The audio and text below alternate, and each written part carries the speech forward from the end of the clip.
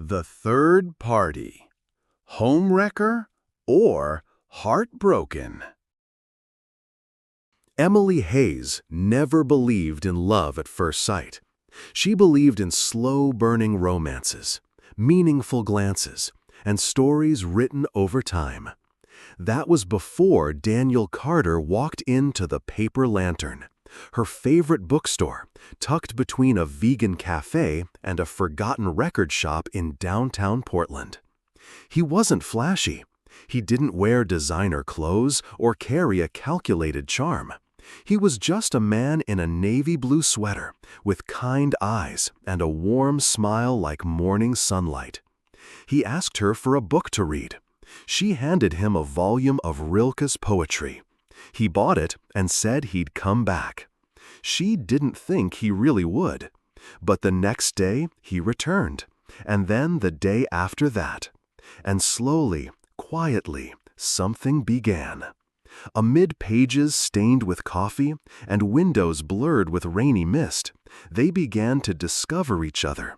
She told him about her father, who used to read her poetry before bed. He said he grew up near the ocean, but hated sand.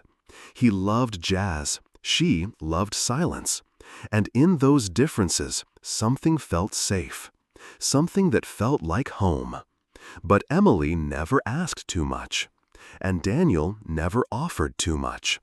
Their love grew in the silent space between what was said and what remained hidden.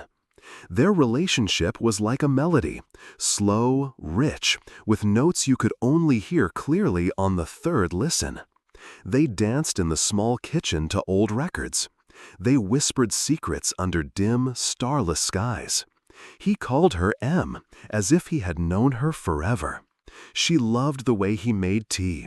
She loved how he rubbed the bridge of his nose when deep in thought. Every moment felt like a frame from an old film. And still, Daniel kept his past hidden. No talk of family, no introductions to friends. Just her, him, and the present. Emily didn't press. She was too wrapped in the warmth of now to worry about what wasn't said. Then came the night they watched Casablanca together. It was her favorite film. "We'll always have Paris," she whispered along with the screen. He turned to look at her, eyes glinting. "I don't deserve you," he said. She leaned in. "Maybe I don't deserve you either." He kissed her like it was the final page of a beautiful novel. And she believed, naively, deeply, that their story would never end. Emily began to notice the silences in their relationship were growing longer, like a piece of music with pauses so drawn out, the listener begins to worry the melody might never return.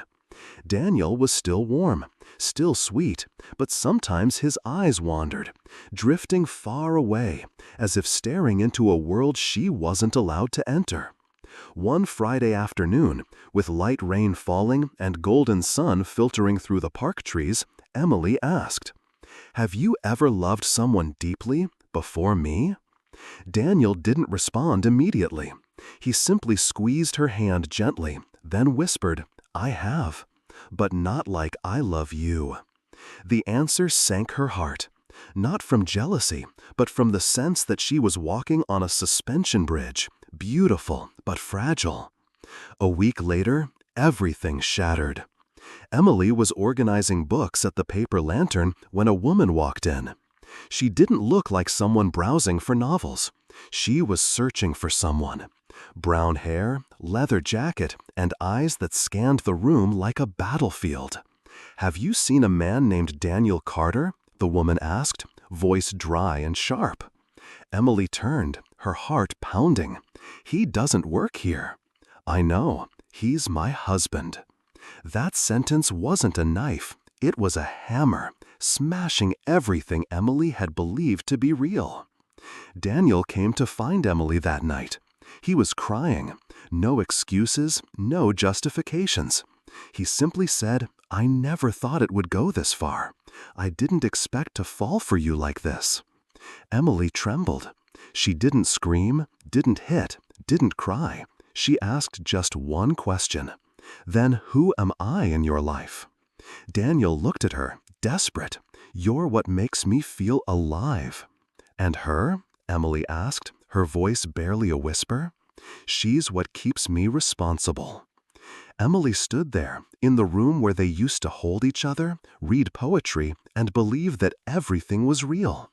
Now, every memory became a fresh wound. She didn't know if she should hurt because she was lied to, or because she still loved him. Daniel walked out the door, not because she asked him to, but because he himself didn't